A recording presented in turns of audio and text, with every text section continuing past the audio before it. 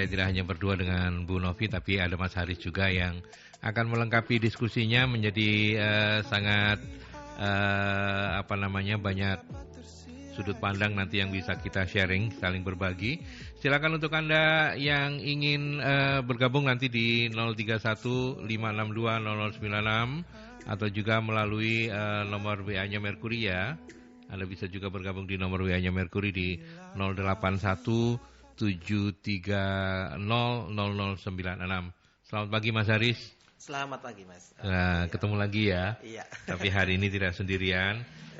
Masih bersama seniornya gitu ya. Oh iya. Bu Novi apa kabar? Alhamdulillah sehat, baik. Sehat Mas ya. Hadi, Oke. sahabat Merkuri yang lain demikian juga semoga. Amin. Kita berharap moga-moga selalu diberi kesehatan yang baik. Dan pagi hari ini sampai pukul 9 saya bersama para narasumber, ada Bu Novi, ada Mas Haris dari MSC Consulting. Kita akan bicara soal manajemen talenta. Kita memang patut bersyukur kalau misalnya di perusahaan kita itu kita mencermatinya banyak anak-anak muda berbakat begitu ya, yang punya talenta baik. Tetapi ternyata tidak hanya berhenti sampai di situ ya, Bu Novi. Betul. Ini harus dikembangkan, dan hari ini teman-teman MSC Consulting, saya tadi sudah promosi mulai pagi, akan memperkenalkan konsep manajemen talenta. Seperti apa Bu Novi?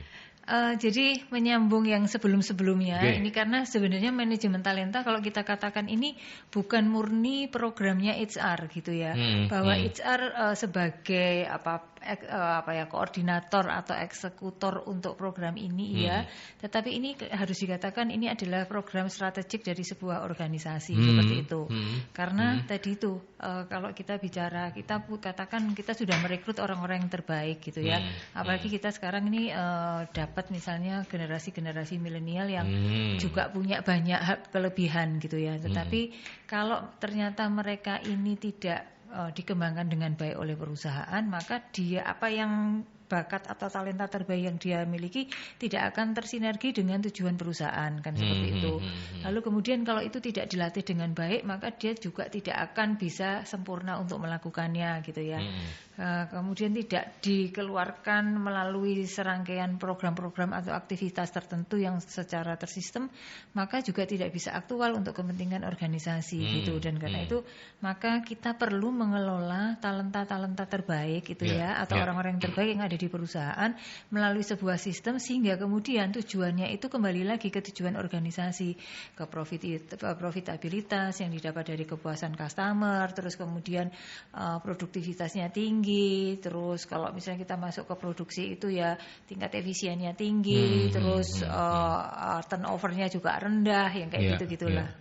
Seperti itu. Jadi karena itu maka perlu ada program talent management atau manajemen talenta itu. Ya, jadi intinya adalah mengelola talenta-talenta yang ada, mensinergikan, kemudian membuat sebuah perencanaan begitu ya. Betul. Nah, Mas Haris, gimana cara untuk menstrategikan semua itu? Oke, baik, luar biasa sekali ya pembukanya dari Bu Novi ini.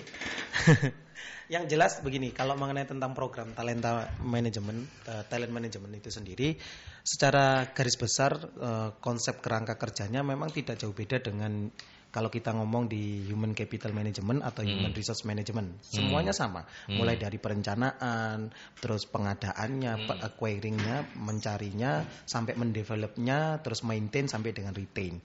Namun yang perlu digarisbawahi adalah seperti yang disampaikan sama Bu Novi tadi, bahwasanya talent ini memang orang-orang yang spesial, gampangannya begitu ya. Maka untuk bisa mengelola ini maka perlu pendekatan yang spesial juga, gampangannya begitu. Nah, dikatakan spesial itu maka akan sangat bergantung juga dengan bagaimana perusahaan mendefinisikan spesialnya talent tadi. Ada yang memang mendefinisikan dari segi posisinya, jabatannya, atau pekerjaannya, atau dari segi orangnya. Makanya sekarang ada istilah talent-talent kita itu adalah yang future leader. Jadi dia memang punya potensi sebagai seorang leader ke depan. Maka itu program-programnya pasti pengembangannya mengarah pada bagaimana dia nanti mampu menjadi seorang leader. Pengelolaan yang baik memang akan menjadikan talent-talent ini bisa bekerja secara optimal. Kalau di proses pengolahannya sendiri kurang optimal, yang terjadi banyak sekali talent-talent kita akan tidak optimal sampai berguguran dan sebagainya. Makanya tidak jarang kita mendengar istilah turnover, keluar masuknya seorang talent ini. Dan yang lebih parah lagi adalah saling berebut. Nah, makanya sekarang ada istilah talent war itu ya, yang saling berebut talent itu di sana. Kenapa? Karena perusahaan ini tidak berorientasi bagaimana mengelola talent dengan baik. Makanya mereka banyak yang keluar atau direbut oleh perusahaan lain yang merasa memang talent ini adalah orang-orang yang luar biasa di dalam kontribusinya di perusahaan. Ya, iya. Dan dari penjelasan itu saya juga ingin lanjut. Maka kemudian proses dan model dari manajemen talenta itu ada beberapa model kah atau gimana, Mas Haris? Secara garis besar kita perlu memperjelas bahwa talent ini mau dianggap sebagai apa. Jadi itu dulu ya? Iya betul, karena itu nanti ya? Okay. akan mempengaruhi apa yang akan dia lakukan. Gitu ya. Misalkan talent ini adalah orang yang memang punya keahlian lebih di segala bidang sehingga dia mampu melakukan beberapa hal misalkan di dalam pekerjaan. Kalau kita anggap sebagai talent itu adalah orangnya, maka yang kita lakukan adalah kita bergerak mengarah pada orang itu sendiri. Makanya tadi kalau disampaikan Bu Novi, kita harus mengerti bakatnya dia seperti apa, dia akan optimal di mana, terus diberikan pengembangan seperti apa. Jadi arahnya ke sana. Tapi kalau misalkan ada perusahaan yang menganggap bahwa talent ini adalah bergeraknya berdasarkan pada suatu sasaran strategi tadi yang sempat disinggung sama Bu Novi, misalkan bahwasanya di perusahaan kami ada ada beberapa jabatan begitu ya, atau pekerjaan yang ini memang sangat strategis terhadap menunjang bisnis perusahaan misalkan. Maka di posisi itu harus ditempati oleh orang-orang talent. Maka pengembangannya ini mengarah pada jabatan itu. Nah, berarti bergeraknya sudah berbeda. Mana yang lebih pas dan sebagainya itu sangat bergantung pada konteks perusahaannya. Nah, modelnya pun juga sama, kembali lagi ke situ. Kalau misalkan bergeraknya dari segi orangnya, maka kita harus mengerti, memahami orangnya ini seperti apa. Bakatnya seperti apa, orientasi terhadap pemenuhan kinerjanya seperti apa. Oke. Jadi saya ke Bu Novi. Jadi Bu Novi, kalau kita bicara soal tadi yang terakhir dijelaskan Mas Haris ya, soal proses dan model ini memang sangat-sangat spesifik begitu ya? Iya, betul. Jadi apakah boleh saya bilang kalau manajemen talenta ini tidak bisa digeneralisasi atau gimana lebih tepatnya istilahnya? Jadi apapun sebenarnya juga harus disesuaikan dengan konteksnya. Jadi pada prinsipnya kan seperti ini. Kenapa kita perlu mengembangkan talent? Karena sebenarnya kalau kita lihat kinerja organisasi itu sebenarnya dari 100% orang yang ada itu sebenarnya kontribusi orang yang average itu mungkin hanya sekitar 70%. Kayak gitu. Nah, sementara yang lainnya ini ada dipengaruhi oleh kontribusi orang-orang yang kita katakan superior kayak gitu kan. Jadi jumlahnya di dalam perusahaan, padahal kalau rata-rata diteliti itu orang yang dikatakan superior itu yang kita katakan ini secara potensi dan secara aktual kinerjanya itu tidak terlalu banyak gitu loh. Jadi aktualnya potensinya bagus, besar, kemudian kinerjanya juga bagus. Nah, orang yang benar-benar aktual ini tidak terlalu banyak. Dan karena mengingat bahwa jumlahnya ini kecil, tetapi ini mereka merupakan salah satu driver kemajuan perusahaan, maka jumlah orang-orang seperti inilah yang harus diperbanyak. Jadi kata kuncinya kan di sana. Nah, itu tadi untuk memperbanyak kita harus align lagi. Seperti saya katakan di awal bahwa ini adalah program strategi dari organisasi, bukan punya HR sendiri, karena kunci utamanya sebenarnya ada di komitmen dari pemimpin tertingginya, CEO-nya. Seperti itu. Jadi ketika kita mau jalan talent management, ini komitmen yang pertama harus kita dapatkan dari pimpinan tertinggi, karena kalau enggak nanti yang di bawah-bawah ini kan akhirnya kita nanti, karena di dalam talent management itu kan kita yang pertama tadi itu setelah kita dapat komitmen, lalu kita kan akan mengidentifikasi sebenarnya organisasi ini tujuannya kemana, terus kemudian kita akan mengaudit mengevaluasi kondisi SDM kita yang ada seperti apa, kita mapping kayak gitu.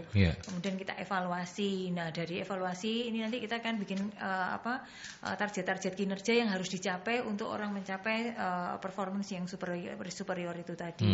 Nah, dari sana kan kita akan nemu nih orang-orang yang secara konsisten bisa memenuhi, bisa achieve. Dari situ setelah penilaian kita akan tahu apa yang harus dikembangkan. Jadi orang yang punya gap dari apa yang disyaratkan di pekerjaan dengan apa yang sudah dia lakukan. Jadi gapnya bisa dari gap itu tadi, ketidakpemenuhan terhadap job desk-nya, atau juga bisa juga karena gap karena kemampuannya seperti itu kan, sehingga butuh pengembangan dan sebagainya. Nah, untuk program yang sedemikian ini kompleks itu kan butuh komitmen. Ketika nanti misalnya kita sudah netepin kinerja tadi, target kinerja tadi, ketika sudah diidentifikasi kita mau mengembangkan talent yang mana nih gitu kan, talent yang apa? Apakah orang-orang yang di posisi strategis dulu, atau mungkin kita mau kuatin dulu yang posisi yang di core bisnisnya kita seperti itu. Nah, di sana dibutuhkan nanti itu fairness, objektivitas. Yang kalau misalnya ini ternyata yang kena itu adalah yang misalnya kena evaluasi atau kena catatan itu adalah orang-orang yang dipercaya oleh pimpinan tertinggi, owner kayak gitu.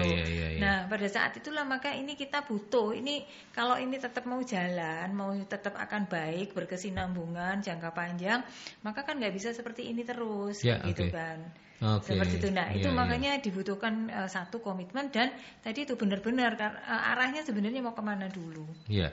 Jadi manajemen talent ini sebaiknya memang dilakukan oleh outsourcing ya, Bu ya? Ada beberapa proses yang bisa dilakukan oleh pihak luar supaya independen. Misalnya waktu melakukan assessment-nya. Nah, itu bisa minta bantuan independen. Atau ketika menetapkan target, jadi sistemnya itu yang di outsource-kan, tetapi nanti kontennya pasti akan disesuaikan dengan kondisi yang ada di perusahaan. Kita akan melihat dari track record-nya, jadi pencapaian kinerja sebelumnya seperti apa dari sejarahnya. Nanti kita akan membantu untuk mendevelop seperti itu, gimana supaya kemudian ini juga bisa bertambah dari waktu ke waktu, kemudian bagaimana mengembangkan orangnya. Nah, ketika menilai apakah seorang punya potensi atau bakat, itu kan tidak semua orang bisa melakukan, kan tidak cukup dilakukan wawancara atau hanya dilihat kerjanya, karena kita sebenarnya tadi itu kita akan mencari future leader gitu kan. Jadi orang-orang yang nanti akan membawa perusahaan menjadi lebih baik, artinya dia harus jadi role model dong kayak gitu kan. Secara kinerjanya oke, kemudian punya potensi-potensi yang tadi itu dibutuhkan perusahaan di waktu yang akan datang. Mas Aris mau menambahkan? Seperti yang disampaikan Bu Novi, memang untuk seorang talent itu memang penanganannya harus khas memang ya, tidak bisa disamakan dengan bagaimana menangani karyawan-karyawan yang pada umumnya gitu ya. Karena memang orang-orang talent ini sebenarnya punya potensi dan bakat yang luar biasa, sehingga bisa memberikan kontribusi terhadap perusahaan. Maka cara pengolahannya pun juga sama, harus memang dipikirkan secara matang. Dan ini pun harusnya sudah inline dengan strategi dari perusahaan. Maka sebenarnya kalau perusahaan sudah membuat arah strategi yang jelas, tentu talent ini pasti harusnya mengarah ke situ.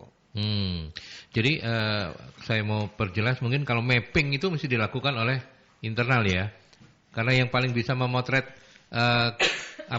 potensi karyawannya ya orang-orang manajemen di dalam sendiri ya Bu Novi ya. Kalau memotret kinerja kita bisa internal karena datanya ada di sana. Tetapi kalau memotret potensi tidak semua internal mampu melakukannya, karena ada ilmunya kan. Melakukan assessment itu kan ada ilmunya, makanya ada yang psikolog kayak gitu itu kan. Karena itu untuk untuk mendapatkan gambaran yang terbaik sebenarnya orang ini seperti apa. Ya, kalau assessment begitu ya. Tetapi kalau misalnya mapping sekedar menyodorkan data awal kepada outsourcing itu harus murni dikerjakan sendiri ya gitu ya. Seperti itu. Karena kan perusahaan itu sendiri yang tahu persis bagaimana seperti apa sih seperti apa gitu. Oke. Saya break dulu, dan sahabat Mercury, silakan kalau ada di antara Anda yang ingin sharing-sharing, mumpung ada para pakarnya ini. Kalau Anda ingin mengembangkan perusahaan Anda dengan lebih baik bersama talenta terbaik yang Anda miliki, silakan. Saya menunggu Anda di 0315620096 atau juga melalui nomor WA-nya Mercury di 088173000096.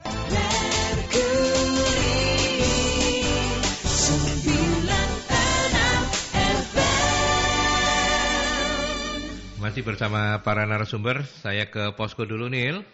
Iya, Aldi, ini ada sahabat Merkuri, Pak Andi. Beliau menitipkan pertanyaan, apa beda manajemen talenta dan pengembangan karir? Kemudian ada Pak Muhammad menanyakan, mana yang harus lebih dulu diterapkan dalam suatu perusahaan, manajemen talenta atau pengembangan karir? Ibu Weni menanyakan, sejauh mana pencapaian yang bisa didapat perusahaan dengan menerapkan manajemen talenta? Kemudian apakah akan ada bedanya dengan perusahaan yang hanya menerapkan pengembangan karir bagi karyawannya? Oke, baik. Terima kasih Bapak-Bapak dan Ibu. Ada Pak Andi, Pak Muhammad dan Ibu Weni yang pagi hari ini berkenan untuk sharing. Saya ke Bu Novi dulu, menjawab Pak Andi dulu. Pak Andi, Beda. antara talent management dan pengembangan karir. Pengembangan karir. Jadi pengembangan karir itu adalah bagian dari talent management, Oh. gitu ya. Karena kalau kita bicara talent management itu berarti kita bicara tentang bagaimana kita mulai memasukkan orang. Jadi kita menyeleksi orang masuk ke dalam organisasi kita, kemudian memotivasi mereka, mendorong mereka supaya berkinerja, mengembangkan mereka bekerja optimal dan mempertahankan. Nah, tujuannya tadi itu potensi terbaiknya itu tidak keluar gitu loh, muter menjadi sebuah siklus. Nah, pengembangan karir adalah salah satu program yang ada di dalam talent management itu. Gitu. Jadi ketika kemudian tadi saya cerita, setelah kemudian kita tahu kan profil, kan kita ketika kita akan melakukan talent management, kita harus bisa memotret nih apa profil dari future leader kita itu seperti apa yang kita harapkan. Kan kalau bisa itu di masing-masing bidang atau bagian itu ada profilnya gitu kan. Kita punya profil ideal dan itulah yang kita akan berusaha untuk penuhi. Nah, itu tadi terhadap setelah dilakukan penilaian, evaluasi dan sebagainya kan nanti akan kelihatan nih gap kompetensinya. Nah, pengembangan itu bisa untuk mengisi gap atau sejak awal tadi supaya orang achieve kinerjanya tadi itu kan juga perlu pengembangan nih dari awal orang masuk gitu kan. Ya, kemarin diceritakan bagaimana orientasi karyawan, terus kemudian mereka onboardingnya sampai program-program yang lainnya sehingga kemudian mereka bisa mencapai yang ideal. Yang ideal. Seperti itu. Jadi kalau ditanya mana dulu ya tadi itu pengembang karir adalah bagian dari talent management. Oke, saya break dulu. Kita ke penelpon. Selamat pagi Merkuri. Selamat pagi, Komandan. Selamat pagi. Baru Selamat saja pagi. tak batin. Pak Stevi Budi, apa kabar? Betul, Bapak. Baik-baik. Gimana Salam bisnis? semangat selalu. Semangat selalu. Bisnisnya gimana? Bisnis emasnya gimana? Mas Aldi maksudnya. Ini nyambung, Pak. Di batin nyambung begitu. Iya. Saya baru saja ingin menanyakan bagaimana yang di rumah baik, ta. Maka silakan Pak Steve, ada Bu Novi, ada Pak Haris. Ya, terima kasih kesempatannya Pak Aldi, terima kasih Merkuri, terima kasih kesempatan ini luar biasa. Ya, dapat pencerahan semua warga Surabaya melalui program ini. Bu Novi, selamat pagi. Selamat pagi Pak Stevi. Satunya Pak siapa Pak Aldi? Pak Haris. Pak Haris, oke, baik. Salam kenal Pak Haris. Salam kenal Pak. Ya, baik. Pak Aldi, Bu Novi, Pak Haris, kamu tanyakan ini satu hal yang mendasar ini Pak ya, bagi perusahaan. Ya, saya kalau sudah melakukan manajemen talenta, ya tadi dikatakan memang betul jumlahnya itu mereka yang superior pasti lebih sedikit dari yang rata-rata. Nah, ketika kita masuk pada program pengembangan, sudah menyisikan semua, tentunya ada biaya di sana. Semua kegiatan perusahaan manajemen itu biaya. Nah, ketika kita semua biaya, enggak tahu Mbak, benefit yang didapat itu tentunya kan masih ada nanti masih tetap ada jaminan bergabungnya pribadi yang sedang kita kembangkan ini di perusahaan kita. Nah, ternyata nih Pak, permasalahannya di luar dari pengembangan tapi masuk di dalam hal pengembangan ini ternyata ketika kita baru mengembangkan 1-2 bulan program itu belum jadi.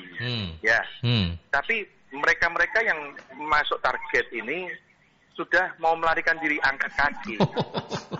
Ya. Nah, ini menjadi problem tersendiri dan itu melekat.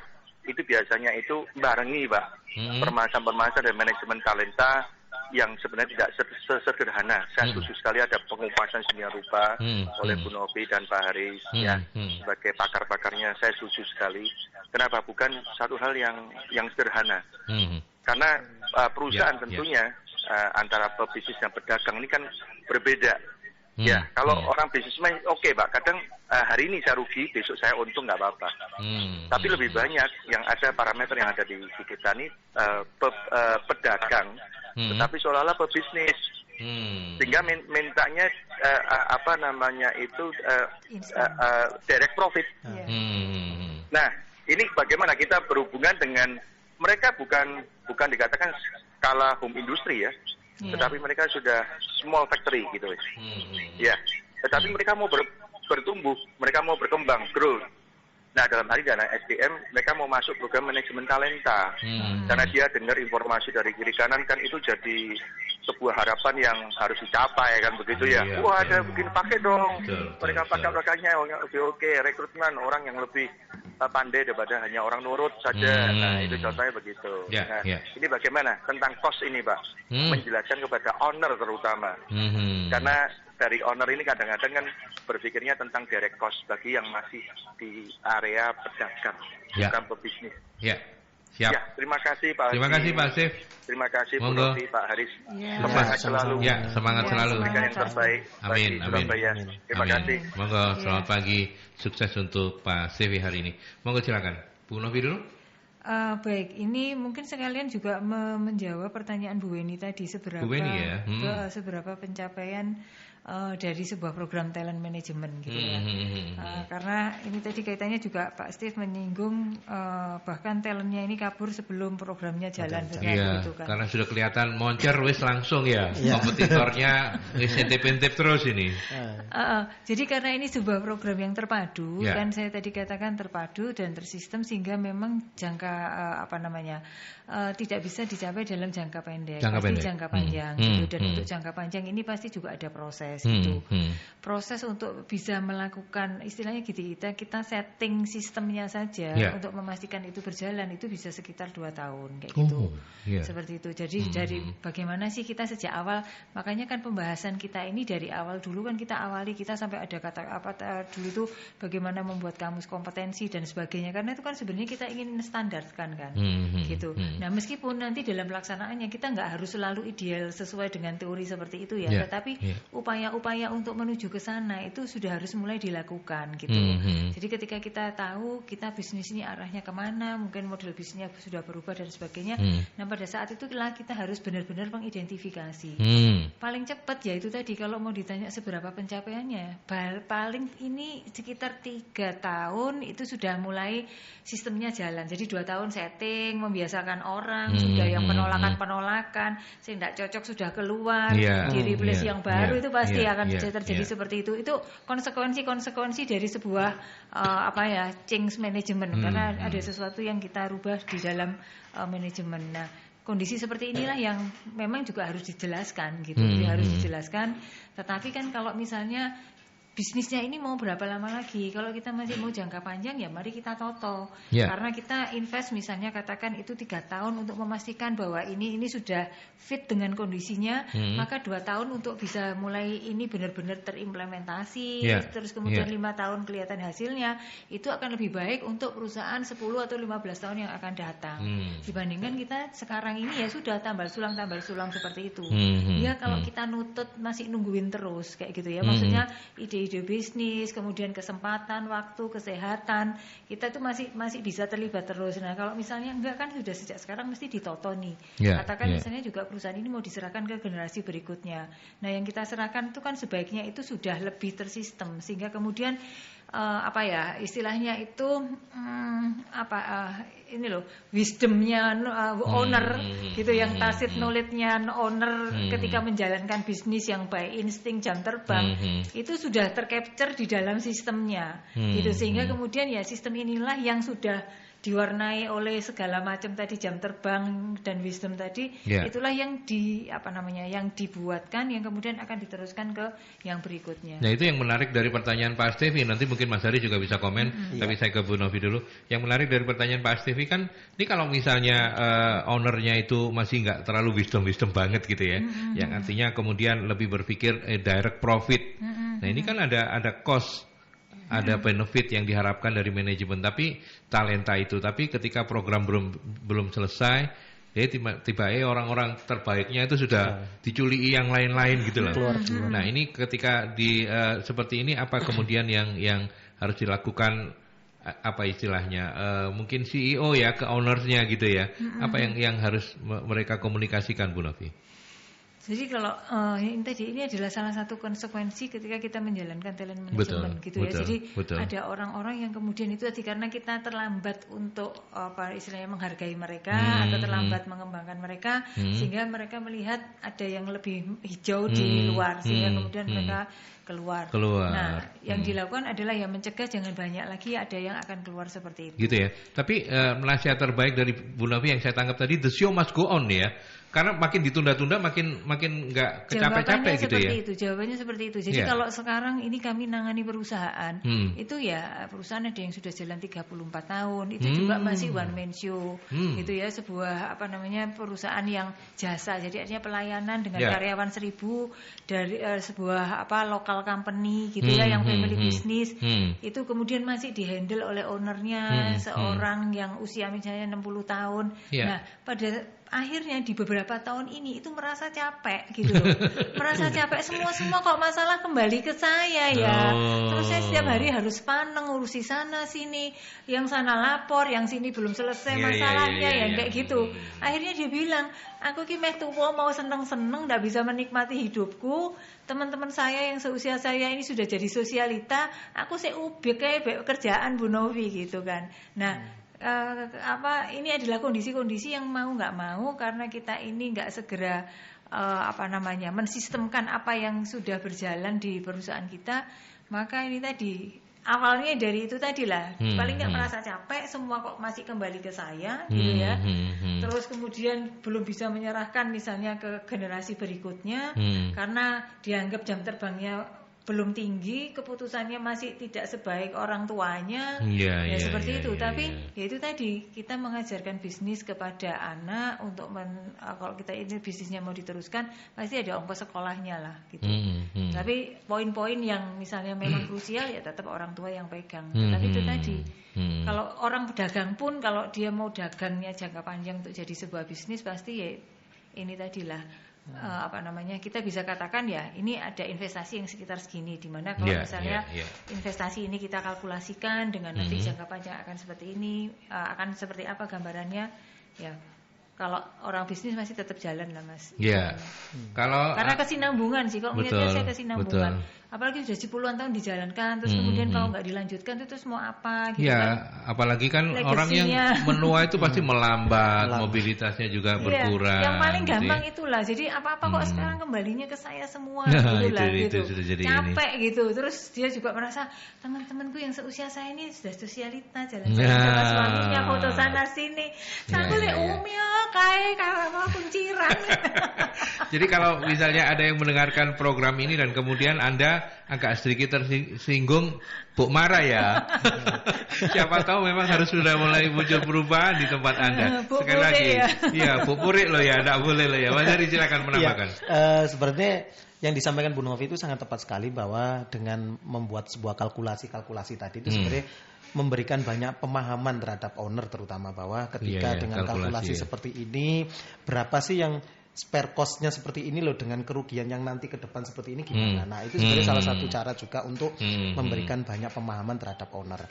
Menindaklanjuti dari yang disampaikan sama Pak Budi ya tadi ya, mengenai tentang Pak Stevi Budi terkait dengan ini anak-anak yang sudah mau dikembangkan, baru jalan berapa lama kok belum selesai langsung keluar sendiri-sendiri begitu ya. Nah, memang kadang-kadang rumput tetangga itu lebih hijau kelihatannya kan begitu. Nah, maka yang harus dilakukan tentunya di awal perusahaan harus mulai aware gitu ya. Apa yang menyebabkan talent-talent kita ini sudah mulai berguguran satu persatu. Jadi ini yang harus kita lakukan. Kita analisa dulu.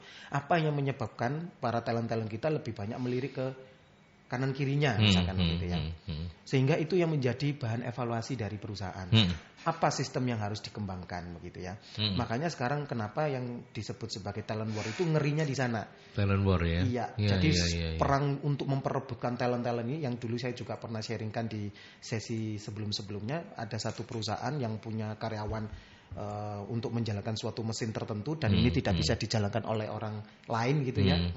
Tiba-tiba di hijack oleh perusahaan tertentu yang sejenis begitu dengan konsekuensi dengan pemberian gaji yang lebih tinggi, tunjangan yang lebih mantap begitu ya. Nah, konsekuensi itu yang ketika di hijack begini operasional menjadi terganggu. Nah, tentu ini harusnya ada kalkulasi misalnya begitu. Apakah dengan keluarnya orang talent-talent ini kerugian kita seberapa besar dibandingkan ketika kita harus merekrut orang baru yang harus mendidik dari awal, terus dia harus banyak mengembangkan dan sebagainya. Nah, itu yang harusnya ditata strateginya. Ya, oke. Dan kalau misalnya ini saya nambahkan Mas Ardi, kalau misalnya sekarang katakan perusahaan yang TBK gitu ya, atau BUMN lah yang organisasi yang terikat dengan regulasi-regulasi, tuntutan terhadap good corporate governance itu makin tinggi, gitu, keterbukaan dan sebagainya, transparansi dan sebagainya. Nah, dan karena itu perlu talent management seperti ini. Perlu talent management ya. Jadi sistemnya harus mulai ditata, karena kalau enggak ya kan kita juga misalnya kita ngelihat nih, kebetulan saya juga banyak nangani perusahaan yang ininya BUMN gitu ya. Itu kalau perusahaannya mau berkembang dan ini, maka mereka harus punya program-program pengembangan SDM yang tersistem ini. Karena kalau enggak ya mereka pasti lama-lama kinerjanya juga akan turun dan ada yang sinking sudah dibekukan lah atau di merger dengan yang lainnya. Sehingga kalau mau eksis ya harus seperti itu, tidak ada pilihan gitu loh.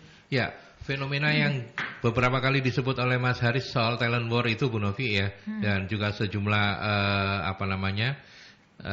turnover yang lumayan tinggi di perusahaan, terutama mereka yang sudah terlihat talentanya bagus begitu ya. Ini kan harusnya menjadi catatan justru buat para owners ya sebenarnya ya. Karena pekerja itu kan lebih dalam tanda petik sebagai objek. Jadi owners yang hari ini yang sebenarnya kita mau garap hari ini kan para owners ya. Terutama yang nggak wisdom, yang terus purian gitu ya, terus marahan gitu. Nah, nasihatnya apa untuk mereka ini begitu? Kalau saya ngelihatnya gini lah, ini bisnis yang sudah dirintis, dikembangkan dan pasti tujuannya makin eksis gitu kan, berkesinambungan. Jadi kalau memang itu mau dilanjutkan, maka buatlah totolah dalam sebuah sistem yang benar, karena itu akan memudahkan siapapun untuk masuk ke sana, tinggal mereka menjalankan dengan cara seperti itu.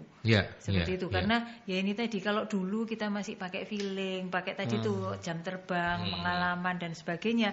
Tidak semua orang itu yang baru itu bisa punya sense yang sama dengan jangka waktu yang misalnya mereka ini mendirikan bisnis mungkin sudah 20 tahun, 25 tahun. Nah, kalau yang masih baru masuk ini kan juga nggak bisa dapat soul-nya bisnis ini. Nah, bagaimana mereka tapi bisa segera masuk ke tuntutan-tuntutan dari bisnis tersebut kayak gitu. Nah, itulah yang makanya kesadaran untuk menata sejak sekarang itu harus sudah mulai dilakukan. Ya, termasuk juga pemahaman-pemahaman tentang bahwa satu di antaranya manajemen talenta ini kan investasi jangka panjang begitu ya. Betul. Para owner juga harusnya mulai berpikir tidak seperti yang saya mengulang Pak Stevi tadi, direct profit begitu ya, yang hanya berpikir untung rugi terus begitu ya. Nah, ini yang sekali lagi kalau Anda tersinggung jangan loh ya. Barangkali banyak di antara sahabat-sahabat Merkuri yang sebelum ke Mas Haris, saya ingin Pak Muhammad juga dikomentari, Bu Novi, mana yang harus diterapkan lebih dulu, manajemen talenta atau pengembangan karir? Jalannya tadi itu harusnya karena bagian, jadi makanya pengembangan karir dulu ya. Gini, kalau kita talent management itu kan terintegrasi, gitu kan, integrasi bagaimana tadi itu mencari orang, dapetin orang yang bagus, terus kemudian memastikan dia bisa bekerja dengan baik, mengembangkan, mempertahankan, terus juga supaya gampang keluar kayak gitu kan. Nah, pengembangan karir itu adalah proses di dalam kita melakukan talent management itu. Oke. Saya ke Mas Haris, mungkin nanti kalau Bu Novi ingin menambahkan silakan Mas Haris. Seandainya Anda seorang business owner begitu ya, dari pembicaraan hari ini apa yang akan Anda lakukan untuk perusahaan Anda? Gitu. Kan bisa dibalik seperti itu ya. Jadi Mas Haris wisdom apa enggak kelihatan, purian apa enggak kelihatan. Sebenarnya kalau untuk memberikan wisdom atau enggaknya Bu Novi lebih tepat kayaknya ya. Hati, sabar Mas. Ini yang level mudaan dulu. Gitu ya. Iya. Oke, paling tidak kalau misalkan kita mau sharing dengan owner begitu ya, yang perlu kita pertanyakan kembali adalah mau dibawa kemana bisnis ini ke depan gitu ya. Itu pertama, Sehingga ketika dia sudah mulai punya gambaran sebenarnya bisnis ini mau saya bawa kemana, sampai kapan dan seperti apa, itulah yang akan mengarahkan apa yang harus kita lakukan di dalam bisnisnya begitu. Sambil menguatkan dengan yang disampaikan sama Bu Novi sebenarnya, kalau kita memang hanya berorientasi pada direct profit gitu yang jangka pendek, sedangkan kalau kita pinginnya bisnis ini berjalan panjang, maka kita harus membuat sistem itu sampai bisa menjalankan bisnisnya sampai pada jangka panjang. Gitu. Karena nggak bisa dipungkiri, sebaik apapun orang yang ada di dalam sebuah perusahaan itu akan pasti kalah dengan sistem yang buruk, gambarnya begitu. Maka perlulah dibuatkan sistem itu. Oke. Bu Novi saya berharap bisa mempertegas sekali lagi, karena pesannya adalah untuk para business owner, apa yang kemudian bisa dalam tanda petik di underline begitu ya untuk mereka, bahwa profit yes, tetapi investasi dalam bentuk manajemen talenta ini juga yes juga sih. Iya. Jadi kalau kita bisa bicara tentang definisi profit untuk kondisi sekarang, profit itu sebenarnya tidak melulu dari jumlah finansial yang kita miliki, tetapi lebih ke brand company, sesuatu yang sifatnya intangible. Nah, itulah itu adalah sisi lain yang harus kita hitung sebagai bagian dari profit yang kalau kita lihat hitung-hitungan di atas kertas mungkin angkanya masih sama, tetapi value dari organisasi, value dari organisasi yang baik itu kan pasti akan punya nilai besar. Misalnya nih, saya mau direkrut oleh Unilever, saya ada Unilever mau buka lowongan dengan misalnya sama-sama perusahaan yang hampir sejenis seperti itu, gitu. Nah, pasti orang-orang yang terbaik, gitu ya, itu pasti akan milih otomatis kepada yang itu tadi, organisasinya yang punya brand yang lebih baik gitu ya. Jadi brand organisasinya secara organisasinya baik. Nah itu karena akhirnya menjadi keuntungan kan, bahwa kita dengan mudahnya bisa mendapatkan orang-orang yang terbaik untuk perusahaan seperti itu.